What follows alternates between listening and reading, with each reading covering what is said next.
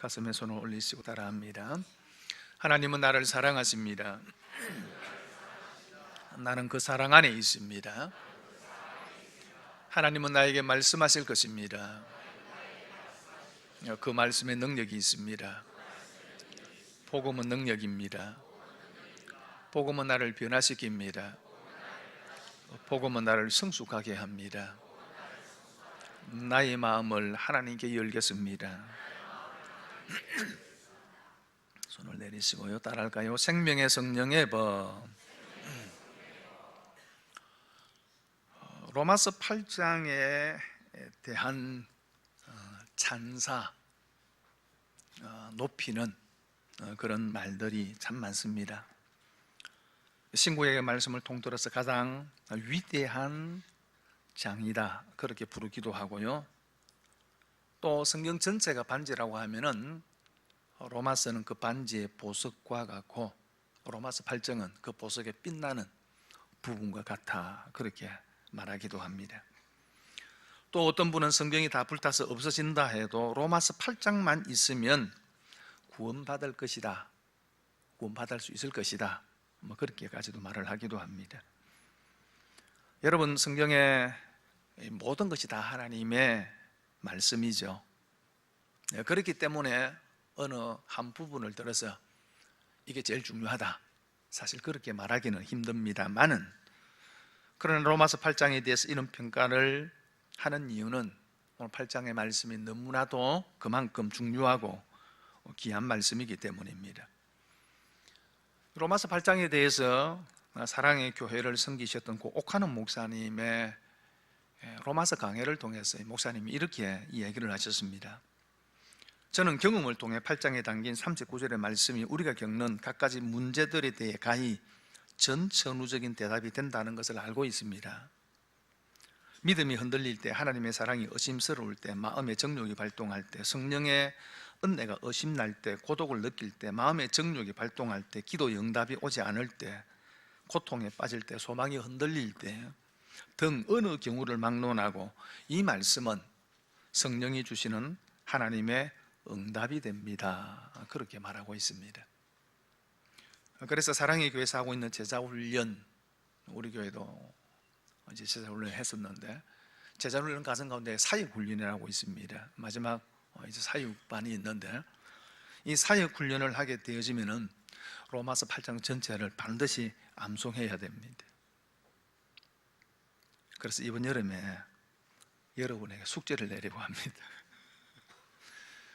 아이들만 수련을 막 시키고 어른들은 가만히 있으면 안 되잖아요, 그죠? 그래서 로마서 8장을 암송하시기를 바랍니다. 39절입니다 전체가. 암송하신 분들을 9월 중에 오후 예배 시간에 발표하고 푸짐한 선물을 드리겠습니다. 이렇게 이야기를 하면은 나이 드신 분들이 불만이 좀 많아요. 우리는 이미 기억력도 안 좋은데, 그래서 좀 차등을 두겠습니다. 만으로 50세까지는 39절 전체를 암송을 하시고요, 51세 이상 되시는 분들은 조금 연령을 고려를 해서 18절부터 39절까지 21절입니다. 사실 봄에 성경 퀴즈 대회를 하지 않으면서 당회에서는 로마서 말씀 가운데 중요한 말씀들을 좀 추려서 암송하게 하자라고 하는 그런 언어를 잠시 했습니다. 그래서 그렇게 할 생각을 좀 가지셨는데 그렇게 하기보다는 연결되는 로마서 8장의 말씀을 암송하는 것이 더 좋겠다라고 하는 생각을 설교를 준비하면서 갖게 되어져서, 그래서 로마서 8장을 암송해 보려고 합니다. 저는 조금 유리해요. 제가 좀 젊었기 때문은 아니고요. 제가 설교를 하니까 훨씬 더 암송하기에 유리하지 않을까 그렇게 싶은데 저도 암송을 할 겁니다. 그래서 여러분들 이렇게 하시면 좀 쉽습니다. 로마서 8장의 내용을 가지고 5주 내지 6주를 설교를 할 겁니다. 그러면은 이번 주 본문의 말씀을 설교를 듣고 이번 주간에 암송을 하시면은 설교의 내용을 기억하면서 암송을 하면은 조금 쉽게 아마 암송을 하지 않을까 그렇게 생각을 합니다. 그래서 미리 포기하지 마시고 한번 도전해 보시기를 바랍니다. 로마서 8장의 말씀은 사실은 앞의 내용과 연결이 되어져 있지요. 그래서 로마서 8장 1절을 시작하면서 그러므로라고 시작을 하고 있습니다. 이 앞의 내용이라고 하는 것은 1장에서 7장까지 전체 내용을 의미할 수도 있고요, 7장만 의미할 수도 있습니다. 여러분, 인간이 가진 본질적인 문제는 뭡니까? 죄의 문제죠. 그리고 그 죄에 대해서 하나님의 진노와 심판이 부어진다는 겁니다. 어떻게 이 죄의 문제를 해결할 수 있을까요? 율법으로 가능하지 않죠. 그래서 하나님께서 하나님의 한 의, 하나님의 방법을 우리에게 주셨습니다. 예수 그리스도이시지요. 예수님께서 십자가 위에서 우리 대신 모든 그 죄에 대한 형벌을 담당하시는 것을 통해서 율법의 요구를 이루어 주셨습니다. 그래서 누구든지 이제는 그 예수 그리스도를 믿음으로 의롭게 되는 길을 열어 주셨습니다. 자, 그리고 이렇게 예수님을 믿어 의롭게 된 사람들이, 하나님의 백성들이 이 땅 위의 삶을 살아가야 되는데 어떻게 살아가야 할 것인가에 대해서 말씀하면서 성화, 점점 거룩해지는 예수 그리스도를 닮아가는 삶을 살아가야 한다, 그렇게 말씀을 합니다. 그런데 문제는 그것이 쉽지 않다는 것입니다. 우리의 마음에는 늘 선을 행하기를 원하지만, 말씀대로 살아가기를 원하지만은 우리 안에 또 다른 생각이 있는 거예요. 육신의 생각이 있습니다. 그것이 우리를 죄로 자꾸 끌고 가는 겁니다. 그래서 마음은 선을 행하기를 원하지만은 돌아보면은 늘 악을 행하는 우리의 모습을 보게 되어집니다. 사도 바울도 이런 자신의 모습을 바라보면서 절망하면서 이렇게 탄식했지요. 오라, 나는 곤고한 사람이로다. 나는 비참한 사람이라. 이 사망의 몸에서 누가 나를 건져내랴, 그렇게 탄식을 했습니다. 하지만 사도 바울은 그렇게 절망하고 탄식하는 거로 끝나지 않았습니다. 하나님께 감사했지요.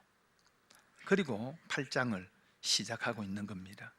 이 8장에서는 이런 성화의 과정을 살아가는 성도가 어떻게 하나님의 기뻐하시는 사람으로 날마다 조금씩 변화되어 살아갈 수 있을까에 대해서 말씀하고 있는 겁니다. 그건 다른 것이 아니라 성령의 도우심입니다. 칭의의 구원을 받은 우리가 영화의 구원, 완전한 천국에 들어가는 그날을 소망하면서 지금 이 사이 시간을 살아가고 있습니다.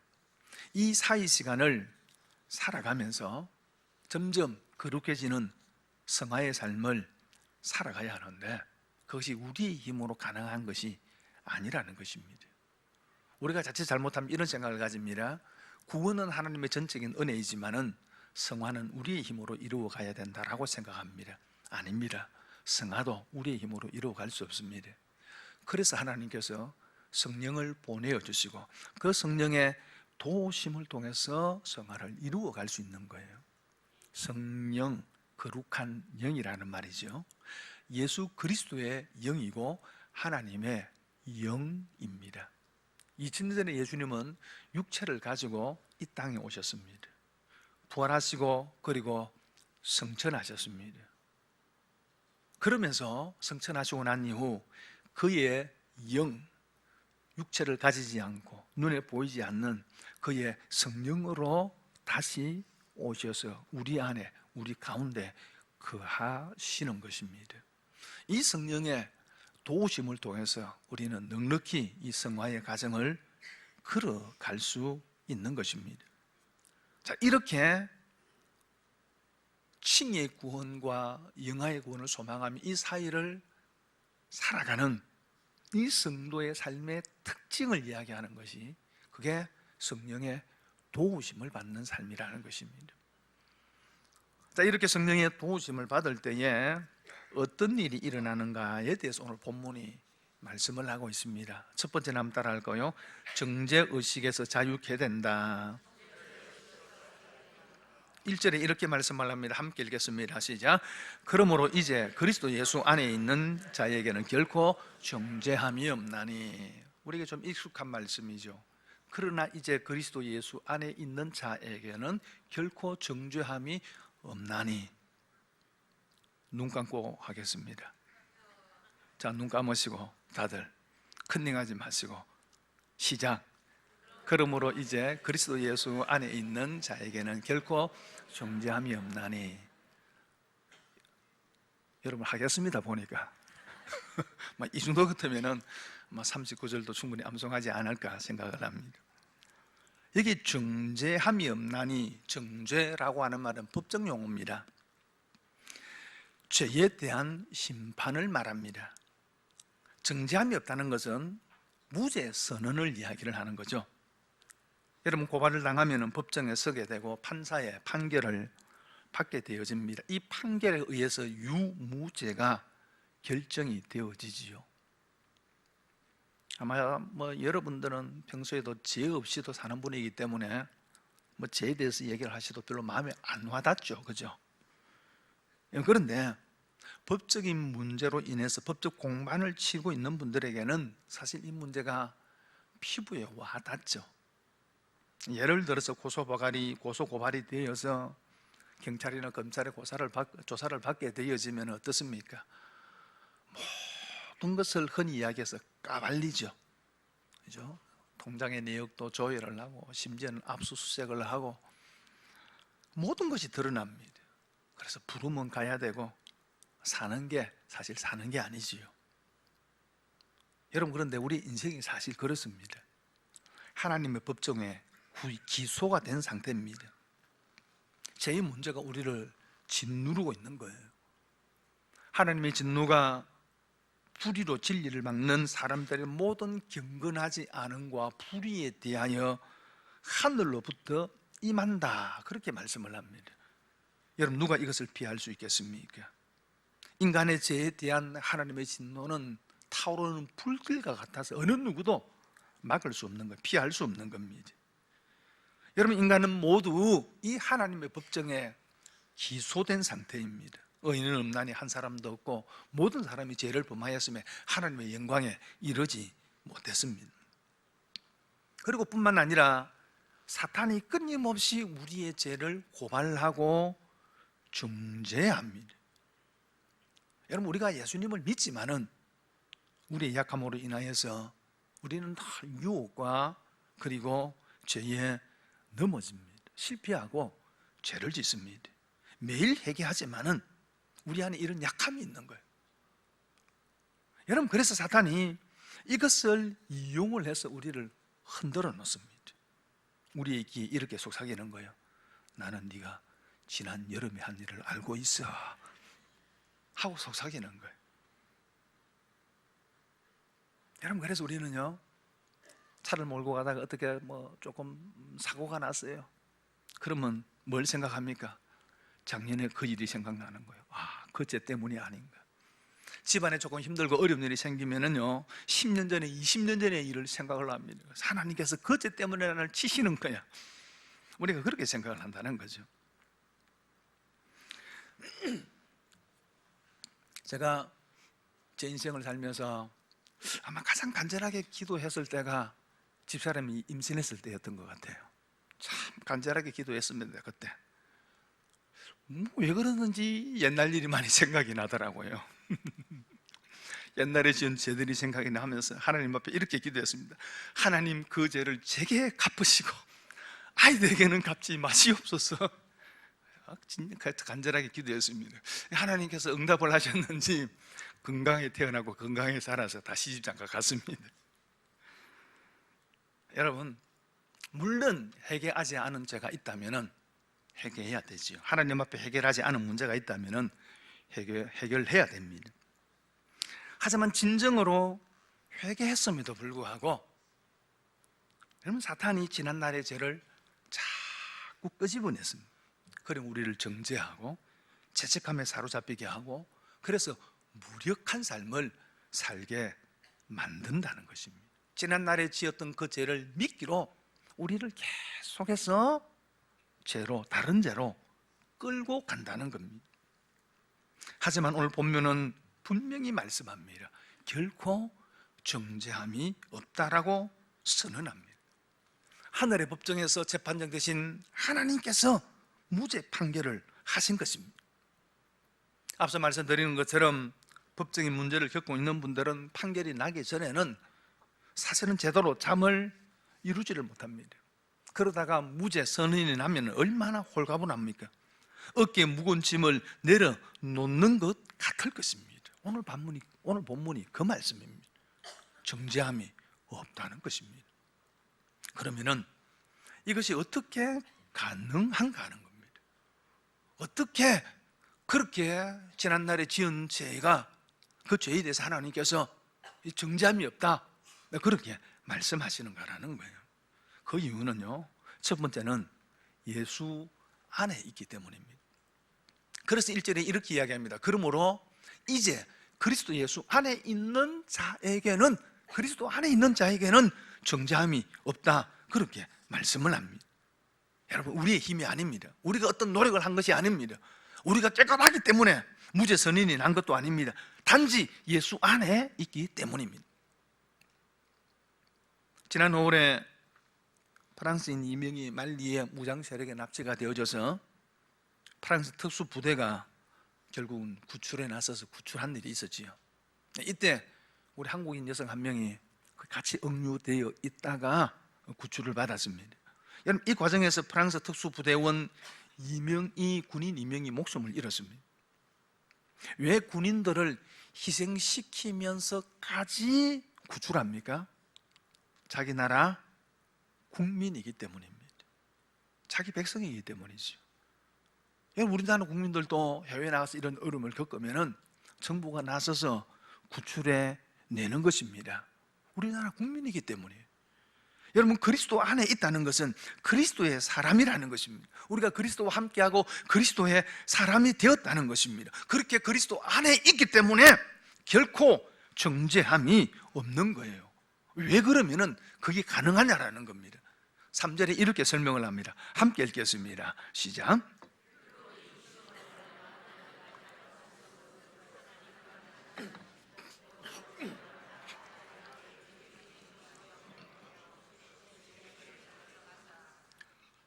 여러분, 율법은 죄를 깨닫게 하는 기능은 있지만은 죄의 문제를 해결해 주지는 못합니다. 하지만 하나님은 하십니다. 어떻게 하십니까? 아들 예수 그리스도를 이 세상에 보내셔서 죄인으로 정죄받게 하십니다. 오늘 말씀의 끝에 보면은 육신의 죄를 정하사 이렇게 말씀하고 있는데, 정하사 이 말이 정죄라는 말입니다. 1절에 정죄함이 없나니라고 했을 때 그 정죄함과 이게 정하사라고 하는 말이 같은 말입니다. 예수님의 육신에 죄 있다라고 선언한 겁니다. 선고한 거라 그 말입니다. 다시 말하면은 예수님께서 우리 대신 정죄를 받으시고 십자가에 죽으시는 것을 통해서 율법의 요구를 이루셨다는 거죠. 여러분, 예수님이 율법의 요구를 이루셨다는 것이 예수님께서 율법의 하나하나 모두를 다 지키셨다는 의미가 아니고요, 율법을 범하면은 그 율법의 정죄를 받고 결국 그에 따른 심판을 받게 되어집니다. 우리가 율법을 범함으로 말미암아 받아야 될 그 심판을 예수님께서 십자가 위에서 다 받으시는 것을 통해서 율법의 요구를 이루셨다는 겁니다. 그래서 예수 그리스도 안에 있는 자에게는 이제는 결코 정죄함이 없다는 거예요. 요즘 아이들은 다 집에서 놀잖아요. 그러나 저희들이 어렸을 때는 어디서 놀습니까? 동네 마당이나 골목에서 놀잖아요. 공을 차기도 하고 뭐 새총을 만들어서 하다고 이러다 보면은요, 한 번씩은 꼭 나머지 유리창을 깨요. 쨍그랑 하면 어찌합니까? 토끼자 해가지고 다 토끼는 거예요. 토끼는데 어쩌다가 아저씨한테 걸렸어. 끌려오죠. 그럼 뭐라고 이야기합니까? 네 엄마 데리고 와. 그럼 집에서 엄마 데리고 와요. 그럼 어찌합니까? 엄마가 유리창 까봐 물려주잖아요. 그럼 그 아저씨가 배상을 받고요, 저한테 야, 니도 내놔 그럽니까? 안 하잖아요. 엄마가 다 갚아줬어요. 엄마가 갚아줬으니까 나는 해방된 거예요.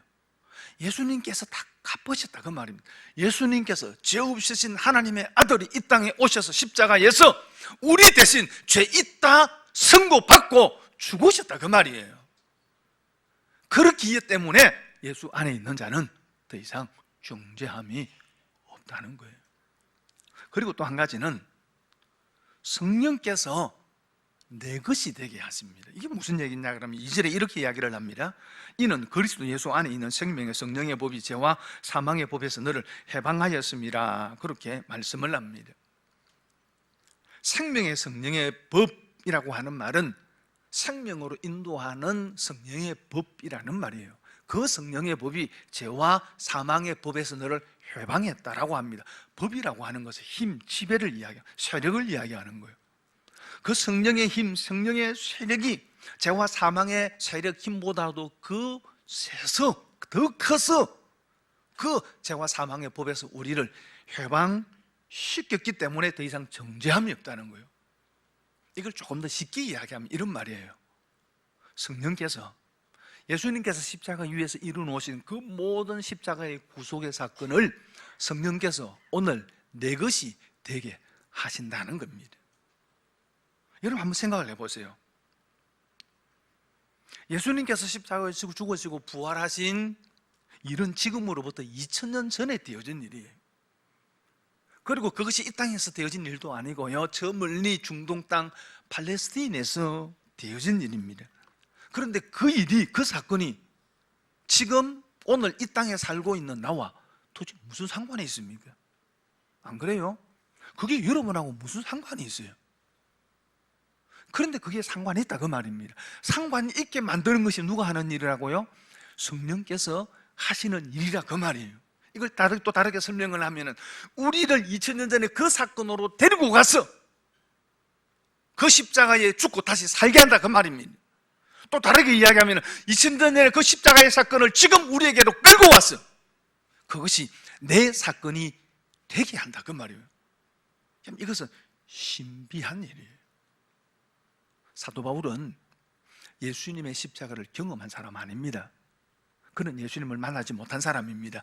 그럼에도 불구하고 그가 뭐라고 이야기합니까? 내가 그리스도와 함께 십자가에 못 박혔나니 그런데 이제는 내가 산 것이 아니요 내 안에 그리스도께서 사신 것이라고 이야기를 합니다. 왜요? 성령을 통해서 과거에 있었던 그 십자가의 사건을 현재 일로 사도 바울은 경험했다는 것입니다. 성령이 그 일을 하신다 그 말이에요. 여러분, 그래서 그 성령께서 죄와 사망의 법에 묶여있는 우리를 해방시켜 주셨다는 겁니다. 그래서 더 이상 정죄함이 없는 거예요. 그럼에도 불구하고 사탄은 끊임없이 우리를 고소하고 고발하고 정죄합니다. 앞으로도 할 것입니다. 여러분, 그때 선언하시고 선포하시기를 바랍니다. 사탄아, 물러가라. 나는 그리스도 안에 있는 사람입니다. 나는 성령의 법 아래 있는 사람이기 때문에 결코 나를 정죄할 수 없다 라고 여러분 선언하시기를 바랍니다. 여러분, 그래서 그 사탄에 끌려가지 마시기를 바랍니다. 캐리 콜린스라고 하는 분이 성령이 오시면 놀라운 일을 행하시는데 가장 놀라운 일은 우리의 죄의 문제를 해결한다 라고 이야기를 하면서 이런 얘기를 했습니다. 하나님께서는 우리가 지은 죄를 깊은 바닷속에 던져버리신다. 이건 성경이 말씀하고 있는 말씀이죠. 그리고는 이렇게 얘기했습니다. 그리고 나서 하나님께서 그 근처 바닷가에 이런 팻말을 붙이신다. 그 팻말에 뭐라고 적혀 있을까요? 낚시 금지. 하나님이 빠뜨려, 이미 깊은 바다에 빠뜨려 놓은 것 건져내지 말라는 거예요. 그거 자꾸 생각하면서 죄책감에 사로잡혀서 무력하게 그렇게 살지 말라는 겁니다. 여러분, 사단도 우리를 정죄할 수 없지만은 우리 자신도 우리를 정죄해서는 안 된다는 거예요. 간혹 이런 분이 있어요. 이렇게 이야기하는 분이 있습니다. 하나님은 나를 용서하셨는지 몰라도 나는 내 죄를 용서할 수 없어요. 이렇게 이야기하면 상당히 좀 고상하게 보이고 품위 있게 좀 보여요, 그죠? 야, 이 참 대단히 좀 고상하게 보이는 것 같은데 하나님이 용서했다는데 지가 왜 용서를 못해요? 그것도 교만이에요. 여러분, 낚시 금지입니다. 다시 낚아 오질리지 마세요. 하나님이 다 해결하셨습니다. 정죄함이 없습니다. 여러분, 우리가 삶을 살아가면서 위기를 만나기도 하고 어려움을 만나기도 합니다. 그 원인을 여러분이 지난날의 죄에서 찾지 마시기를 바랍니다. 하나님께서 이를 통해서 나를 복 주실 거예요. 하나님의 선하신 뜻이 있을 거야. 결국 내가 당하고 있는 이 일이라 할지라도 하나님께서 선을 만들어 가실 거야 라고 하는 믿음을 가질 수 있기를 바랍니다. 죄에서 자유함을 얻으셔야 된다는 거예요. 그리고 또 한 가지는 따라서 할까요? 거룩한 삶을 살게 한다. 여러분, 그리스도인으로 살아가는 우리에게 우리의 죄에 대한 정죄함은 없습니다. 그런데 한 가지 문제가 있어요. 그건 뭐냐 하면 끊임없는 죄의 유혹 속에 우리가 있다는 거예요. 여러분, 사단은 우리의 지난날의 죄를 가지고 우리를 정죄하고 고발하기도 하지만은 또 하나 끊임없이 우리를 죄의 길로 유혹한다는 것입니다. 여러분, 이 죄의 유혹, 사단의 유혹에서 벗어난 그 어떤 거룩한 사람도 없습니다. 모두가 이 유혹 속에서 살고 있는 거예요. 그런데 사단이 우리를 유혹하는 대표적인 것이 하나 있는데 그게 뭐냐 하면 생각이라는 거예요. 그래서 오늘 5절과 6절에 이렇게 이야기합니다. 함께 읽을까요? 시작. 육신을 따르는 자는 육신의 일을, 영을 따르는 자는 영의 일을 생각하나니 육신의 생각은 사망이요 영의 생각은 생명과 평안이니라.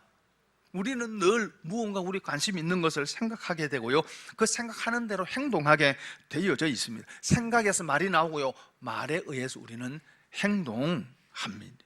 모든 것의 시작이 생각입니다. 그런데 생각에는 두 종류의 생각이 있습니다. 육신의 생각이 있고 영의 생각이 있습니다. 여러분, 육신의 생각은 그 결과가 사망이고 하나님과 원수가 되는 것이지만은 영의 생각은 그 결과가 생명과 평안이고 하나님을 기쁘시게 하는 겁니다. 그런데 우리는 이 두 가지 가운데 반드시 하나를 선택하게 됩니다. 영의 생각이든 육신의 생각이든. 그리고 우리는 생각하는 대로 살게 되는 거예요. 그러면 생각이 중요하다는 거예요. 어떤 생각을 하느냐가 중요하다는 거죠. 요한복음 13장 2절에 보면 이렇게 말씀을 합니다. 마귀가 벌써 시몬의 아들 가룟 유다의 마음에 예수를 팔려는 생각을 넣었더라. 가룟 유다가 예수님을 팔게 되는 이유는 그 마음의 생각 때문이에요. 그리고 사단이 그 마음에 그런 생각을 집어넣었다는 것입니다. 그렇다고 해서 유다의 죄가 없는 게 아니에요. 그 마음이 이미 사단의 생각을 담을 수 있는 그릇이 되어져 있었기 때문에 사단이 그 마음속에 예수를 팔려는 생각을 집어넣은 거예요. 가룟 유다는 마음을 지키지 못하고 생각을 다스리지 못한 거예요. 여러분, 이스라엘 백성들이 출애굽한 후에 가나안에서 바네에 도착을 해서 12정탐꾼을 보내어서 정탐하게 하잖아요. 그들이 돌아와서 뭐라고 보고를 합니까? 민수기 13장 32절과 33절 말씀 같이 읽겠습니다. 시작. 거기서 본 모든 백성은 신장이 장대한 자들이며 거기서 네피림 후손인 아낙 자손의 그 hin들을 보았나니 우리는 스스로 보기에도 메뚜기 같으니 그들이 보기에도 그와 같았을 것이니라. 여러분, 이들이 그 땅에 가서 그 땅에 본 것을 이야기합니다.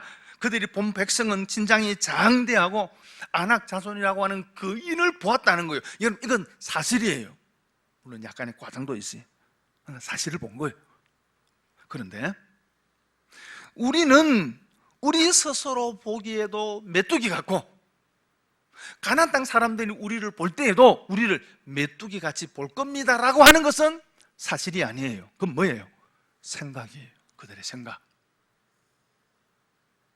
민수기 14장 9절에 보면 여호수아와 갈렙은 다르게 이렇게 이야기를 하죠. 다만 여호와를 거역하지는 말라. 또 그 땅 백성을 두려워하지 말라. 그들은 우리의 먹이라. 그들의 보호자는 그들에게서 떠났고 여호와는 우리와 함께 하시느니라. 그들을 두려워하지 말라 하나. 여러분, 여호수아와 갈렙도 똑같은 것을 보았습니다. 장대한 사람을 보았고 아낙 자손을 보았습니다. 그럼에도 불구하고 그들은 뭐라고 이야기합니까? 그 땅 백성을 두려워하지 말라. 그들은 우리의 먹이라, 밥이다. 이건 뭐예요? 생각이에요. 생각. 어떤 생각을 갖느냐가 이렇게 차이를 가져온다는 것입니다. 여러분, 그러므로 생각은 믿음입니다. 하나님은요, 우리가 생각하는 대로, 우리가 말하는 대로 행하십니다. 여러분, 그러므로 생각을 잘 관리하셔야 돼요. 빌 맥카튼이라고 하는 유명한 미식축구 감독은 이런 이야기를 했습니다. 정신과 운동 선수들에게 있어서 정신과 육체는, 정신이 3이고 육체는 1이다. 운동선수가 아무리 타고난 천부적인 자질을 가지고 태어났다 할지라도 정신적으로 필요한 것을 갖추지 못하면 결코 훌륭한 선수가 되지 못한다는 겁니다. 클로디 브리스톨이라고 한 분이 이런 이야기를 했습니다. 사업으로 성공한 사람들은 생각으로 성공한 것이다. 그들의 손은 머리를 도울 뿐이다. 그러므로 생각을 잘 관리하셔야 됩니다. 머리에 어떤 생각이 있어서 지나간다고 해서 그 생각을 붙들고 묵상하면 안 돼요. 떨쳐버려야 될 육신의 생각은 떨쳐버려야 하는 것입니다. 그런데 이 생각에 아주 중요한 영향을 미치는 분이 계십니다. 그분이 누구라고요? 성령 하나님이에요. 왜 그렇습니까? 9절에 이렇게 이야기를 합니다. 만일 너희 속에 하나님의 영이 거하시면 너희가 육신에 있지 아니하고 영이 있나니 누구든지 그리스도의 영이 없으면 그리스도의 사람이 아니라. 그리스도의 영이 없으면 그리스도의 사람이 아니라 그렇게 이야기합니다. 우리가 예수 그리스도를 주로 고백한다라고 하는 말은 성령이 우리 안에 거하시기 때문에 가능한 일이다, 그 말이에요. 10절에는 또 그리스도께서 너희 안에 계시면 몸은 죄로 말미암아 죽은 것이나 영은 의로 말미암아 살아있는 것이니라. 그리스도께서 너희 안에 거하시면, 성령이 거하신다, 그리스도께서 거하신다, 하나님이 거하신다, 다 같은 말이에요. 여러분, 성령이 우리 안에 거하시고 하나님이 우리 안에 거하심을 통해서 우리 안에 하나님의 생각을 주신다, 그 말이에요. 여러분, 성령이 거하시면은 타락한 육신을 이길 힘을 주십니다. 그 성령이 우리 안에 거하심으로 말미암아서 우리의 마음과 생각을 다스리시는 거예요. 거룩한 생각을 하게 하고 우리를 거룩한 삶으로 인도하시는 것입니다. 여러분, 그러므로 우리는 점점 거룩해져 갈 수 있습니다. 단 한 가지, 우리 안에 주시는 성령을 따라 생각하고 성령을 따라 순종하는 겁니다. 그러면은 하나님께서 우리를 하나님이 기뻐하시는 삶의 자리로 인도하신다는 겁니다. 여러분, 기대하시기를 바랍니다. 개봉박도 오늘보다 내일이 더 나은 삶을 살 것입니다. 여러분, 집사람이에요. 저보고요, 이대합니다. 이런 얘기를 합니다. 하나님께서 기도하신 것, 하나님께 자기가 기도한 걸 거의 다 들어주셨다 그래요. 뭘 기도했냐 그러면 송교식 남편에 대해서, 저에 대해서 기도한 걸 하나님이 거의 다 들어주셨대요. 그 말은 제가 괜찮은 사람 되었다, 그 말입니다. 시간은 좀 많이 걸렸습니다. 여러분, 우리 안에 거하신 성령께서 우리를 거기로 인도하실 겁니다. 오늘보다 내일, 지금보다 미래, 여러분 훨씬 더 하나님이 기뻐하시는 사람으로 살아가게 되어 줄 것입니다. 성령이 우리와 함께 하시기 때문입니다. 여러분, 정죄함에 사로잡히지 마시고 함께 하시는 성령을 따라서 오늘도 거룩한 삶의 과정을 넉넉히 이어가는 저와 여러분 되기를 바랍니다.